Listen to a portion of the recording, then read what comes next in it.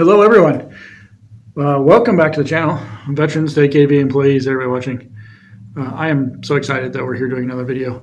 The joy I have with talking about VA disability, trying to create a platform that becomes large enough that we can educate so many people, I'm excited over it. I'm excited in moving forward and helping as many veterans as I can. And VA, I'm here to help show you my perspective as well, and give you my teachings as well to hopefully make your job easier, so we can all together make this process much smoother. So yeah, here we go. Attorney Matthew Lang, VA accredited attorney.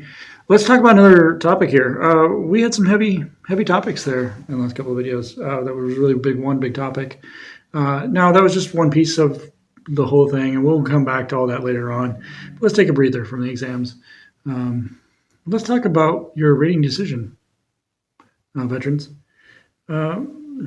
This is a portion that really is inside those letters that the VA sends you after they make a decision on your claim. Whether that be a supplemental claim, a higher level review claim, or a claim for increase, an original claim, new claim. So veterans, if you file a VA form 526EZ or a VA form 20-0995, 20-0996, you're going to get a rating decision at some point. Now, not only do you get the rating decision, it's really enclosed in with a letter full of other enclosures as well, and then, yeah, you can go through all that. But let's focus in on the rating decision. You got that letter, it's full of that big packet, it's full of a bunch of stuff. You're going to go down, you're going to find the part that has a big seal, the VA seal on top of it. And it'll say Department of Veterans Affairs and so forth. It's going to be your rating decision. Now, the rating decision comes in multiple parts, really. We're going to start with the part that you get, veterans. You don't see the whole decision, which is interesting. Now, I'm not going to speculate or go into reasons to why in this video. I just want to give you an introduction of what you're looking at when you're going through your letter and all those enclosures and you pull out that decision piece. So what is the piece that you do have? You have essentially what is known as the narrative. So veterans, there are two different pieces, the narrative and the code sheet. So you have the narrative in your pile of stuff. Why the code sheet is left out, I'm not going to go into all that here in this video. So let's talk about the narrative that you do have so you understand it more. The narrative really comes in different parts as well when you look down the way it's broken out and everything. You have an introductory piece up front. Usually that tells you, hey, this is what you claimed, this is when your claim is received, like what type of claim you claimed, supplemental, new, whatnot. And this is the dates of service that are being recognized underneath this sheet. Now, the system in the VA world is not designed, unfortunately, to necessarily recognize every date of your service. So you may only find about, I believe that it might still be limited to 3 dates, 3 periods there. But do know that's the basics of the information. So you go down the introductory part there. Then you come down from the introductory part. You come down to the decision. That is the part where the VA says, did we grant? Did we deny? Did we increase? Did we continue an evaluation? Depends on what you filed there for, veterans. That decision essentially will be a quick sentence, usually, sometimes a little bit more, depending on the facts of your case there. But that piece there is going to give you the decision itself in a short nutshell. It's going to tell you that service connections, for example, for PTSD has been denied, or it's going to tell you that service connection, entitlement to service connection for PTSD is granted with an evaluation or at a 50% evaluation, effective 1/1/2025, something like that. Won't be the exact verbiage. I'm kind of going off my head actually here quite a bit. Giving you just knowledge is up here. So keep in mind, that's really what that says. If they increase an evaluation, it's going to already tell you that the evaluation is from to, it's going to show the change. Now, sometimes you're going to find the wording that an evaluation is continued. That just really says that in a sense way, your increased claim was denied, and they're going to keep you at the same evaluation. You might see the words continue, confirmed and continued. Essentially, again, it's a denial that they're just confirming that previous denial, essentially, and continuing it. You may find in cases that they decide to do what they call stage a rating, and we can talk much more about that later on, but you may see an evaluation hits one part, and then the evaluation may go to a different evaluation at a different date. So you could say PTSD was granted at 50% effective 12/1/2024, and then it's granted at 30% 1/25 of 2025, for example. So it could show a few more than one sentence there going up and down. You may find that they want to reduce your benefit in that decision, again, veterans, or maybe even sever benefit, and they're going to briefly explain that. But the point there is that's your decision line. So you go from your introductory, you go to your decision. Now, the next portion of that decision that you're looking at in that narrative portion of it all is the evidence list. Now, there's some controversy that's kind of been over the years and internal discussions and so forth that I experienced, and there's definitely points of views that I have about it now out here as an attorney when I look at it. But keep in mind, this likely should be, and I suppose if you went through the manual references, you could find how the VA interprets it, but I'm going to give you a brief interpretation of what I'm going to call it as. This is supposed to be a listing of evidence that was considered. We're going to use the word considered. That was relevant to your case, was considered, was analyzed in determining what that decision was above. Now, when I say there's some conflict with it, there's been issues with the idea of how to draft that list. So let me just go ahead and I found the references we're talking here really quick. Here's what the VA's manual says the evidence section is. It's a listing of each piece of evidence considered in arriving at the decision, which may include, but not limited to, things such as your service treatment records, veterans, your personnel records, your VA treatment records, your private treatment records, and examinations, lay statements, buddy statements, whatever. It just goes on. I kind of added the buddy statement there, but lay statements. It goes on there. Now, the reference is going to tell the VA how to generate that list and some guidelines for generating that list. Now, it's going to also not just include a statement of what that evidence is, but it's going to give some sort of date. So here, let me give you an example from their manual. Service treatment records, such as STRs or personal records, if those are identified, then they're going to be listed with the date of receipt, month, day, year, and the period of service associated with the records. Do I see that usually when I look at a decision? No, I don't. And this is where the controversy comes in. This is a guideline of how to list it. So it's not really, in a sense, saying this is how it must be listed. I think that's interesting. So I don't always see it listed like this. And most of the time I don't, to be honest. And that's okay. My point here, veterans, without getting on my little soapboxes, is to let you know that when you look at that list, that is supposed to identify, again, the evidence that's been considered in your claim.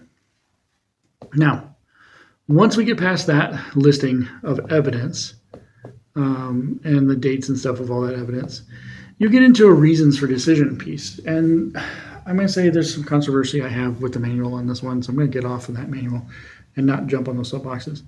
But in short, what you should have here, veterans, when you look at that decision, just to be familiar with it, is you're going to have the condition that you claimed or whatever you had claimed there, whether it be an increase or the service connection. So we're going to go back and if you look at the decision piece that we talked about, you're going to see those numbers, 1, 2, 3, 4, 5, so forth. They're all in order. So when you get down to that reasons for decision piece, they're in the same order. They should be. So whatever number one was, is we're going to talk about number one down here. This reasons and bases section, reasons for decision, is supposed to adhere to a reasons and bases portion of the law. And that's why I'm not going to get that manual piece, because I feel that the manual doesn't match that law correctly, and it creates a lot of problems. Unfortunately for UVA, when you draft those decisions, because then I feel it's telling you how to draft them incorrectly. It's a contention I have with my appeals that I do file for veterans, because I feel that the guidelines, since they don't match, really do an injustice in the decision, ultimately in identifying what you're supposed to identify by law. But veterans, understand the main purpose of that section is really supposed to be to tell you what the evidence was that the VA found persuasive and unpersuasive, give you more than conclusionary statements to why that evidence was persuasive or unpersuasive. It needs to analyze that evidence. It needs to tell us what the weight of that evidence is, and it also needs to provide what's also known as a probative value. Now, some legal terms in there for you to think about, and things that we will talk about for sure. Well, maybe, I guess, if I remember. But I'm going to try to talk about in the future. But I want you to understand that when you go through that listing there, veterans, and you look down through those reasons for decisions, you're supposed to be able to understand why the VA made the decision that they did, whether it be a grant or denial of those decisions, or why they're proposing some sort of reduction, or whatever the case may be.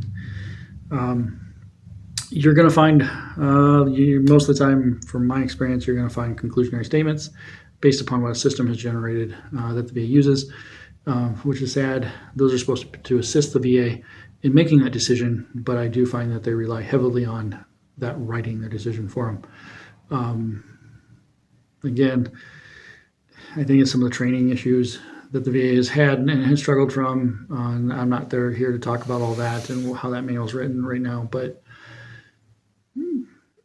understand that could cause some confusion VA when the veteran's trying to understand, well, what went wrong, what happened. Now, we're going to go down that list of stuff there. You're going to try to make sense of all that, veterans. If you can't make any sense of it, I can tell you which stuff is canned text and what is spit out by the system, and likely what button was pushed and what the shortcut keys are for those buttons. Why? Because I help give birth to that system. So if at any time you would like to have that document reviewed and want to be pointed in the right direction to what I feel would be the right direction, or you want some full representation on your file on an appeal or whatnot, go to veteranlang.com, schedule a time for a case evaluation, come into our local office at 13991 West Grand Ave, Suite 100 here in Surprise, Arizona. Let's sit down. Let's go over all the evidence you've got, all the documents you got. Let's have a talk. Let's see what we can do to help you out. If not me, there are BSOs out there, other accredited agents, other accredited attorneys. I would definitely encourage anybody who's accredited. I want you to work with somebody you're comfortable with, who can also help you get the job done. So keep that in mind. Those might be hard to read, but that's the purpose of it. It's supposed to give reasons for a decision. Supposed to be clear reasons for you to understand veterans in the end. Now, there's another little piece to that, though. When you get down to the end of that reasons, there we've added, since we've changed laws with the appeal world, we've added this thing called favorable findings. So veterans, what you're going to find is a section that says favorable findings. In many cases, that says, usually in denials, it says these are the elements, what the evidence really showed and met, that we do find favorable. Typically, those are the elements that are positive. The evidence is made, again, on that foundation, whether that be some sort of in-service event or occurrence, whether that be a current diagnosis, some sort of treatment, maybe a positive nexus, whatever it may be. It'll address those elements. And then the idea is that the missing element there is likely, not always, but likely, what the VA still needs to service connect. But again, there's a whole lot more in the mix there when it comes to those rules and laws. So I'm not going to say that just because it's missing from there that, or because it's listed there as a favorable finding, that is enough to say that's the element that that is not needed, or the element that is needed. That sounds a little confusing, and I apologize. But keep in mind, that's really what you got, veterans. When you dig out what that whole letter with all those attachments to it, the letter tells you that what was decided, here's what's next, your appeal rights, all that good stuff, how they're paying you. You get all those other enclosures out of there on contact information, where to send correspondence, and information about the appeal lanes, information about, I'm pretty sure information about fraud is in there as well. Pulling that out of there, you get to that decision. That's your narrative piece. That's the part that you get, veterans, in the mail with all that letter. And that's how it's set up. That's how it's designed. Again, you'll see the VA seal on top and the Department of Veterans Affairs name across the top. And then you come down, you see a small introduction. You see, again, the decisions, in short, what those are. You'll see the evidence. And then you'll see reasons for decision. Now, as I mentioned, that's not all of the decision, though, because you're not getting the other half. And again, not going to address or speculate to why. The other half is known as a code sheet. The code sheet ultimately is the piece of your rating decision, veterans, that tells internally, and myself, because I get copies of the code sheet when it gets mailed to me as your representative, that tells me what's in the system. It gives me a summary of what's in the VA system. It tells me what are the dates they do have in your system, in their system. Again, that's going to probably be, that part's going to be in your introduction likely anyways. It's going to give me some other maybe internal notes on the back end of it all that the decision maker put there, and trying to guide the claim a certain way and make sure that they've covered themselves on certain things, and make sure that they've shown that they've addressed certain issues. It's possible. You might even see some of that in the narrative as well. Likely you probably should be, and not on the notes, but again, different soapbox. The code sheet's also going to tell me other stuff like what claim was associated, what codes were used, what the conditions are, everything that's ever been granted, what evaluation, what effective dates, what's always been denied.